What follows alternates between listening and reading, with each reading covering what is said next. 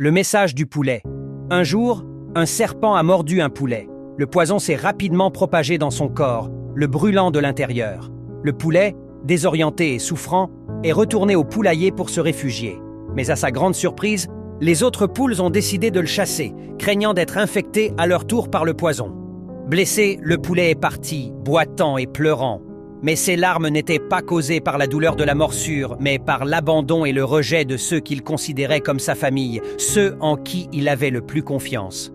Seul, fiévreux et avec une jambe blessée, il s'est éloigné du poulailler, exposé à la froideur de la nuit. Chaque pas qu'il faisait laissait couler une larme sur son visage.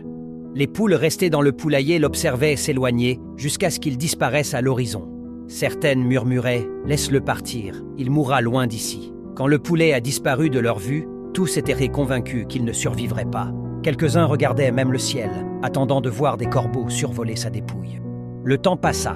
Un jour, un colibri arriva au poulailler avec une nouvelle surprenante. « Votre sœur est vivante. Elle s'est réfugiée dans une grotte lointaine. Elle a survécu, mais elle a perdu une jambe à cause de la morsure. Elle lutte pour trouver de quoi se nourrir et a besoin de votre aide. » Un silence gênant envahit le poulailler. Puis, les excuses commencèrent. « Je ne peux pas y aller. Je dois pondre des œufs.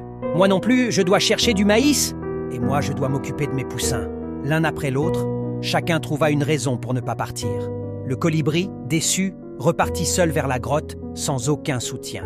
Le temps continua de s'écouler. Un jour, le colibri revint avec des nouvelles encore plus sombres. « Votre sœur est morte. Elle est partie seule, sans personne pour l'aider, ni pour l'enterrer. » Cette fois, un poids écrasant tomba sur tous ceux du poulailler. Un sentiment de regret profond les envahit. Certains arrêtèrent de pondre, d'autres laissèrent tomber le maïs qu'ils portaient. Ceux qui s'occupaient de leurs petits les oublièrent un instant. Le remords brûlait plus fort que n'importe quel poison. « Pourquoi n'avons-nous rien fait plus tôt ?» se demandaient-ils avec amertume. Pris de désespoir, ils décidèrent tous de partir pour la grotte, peu importe la distance ou l'effort. Mais il était déjà trop tard. Quand ils arrivèrent à la grotte, ils ne trouvèrent pas le corps du poulet. À la place, ils découvrirent une lettre qui disait « Dans la vie, les gens hésitent souvent à faire un pas pour vous aider lorsque vous êtes en vie, mais ils parcourent des kilomètres pour vous enterrer une fois que vous êtes mort. Et la plupart des larmes versées aux funérailles ne coulent pas de douleur, mais de regret et de remords.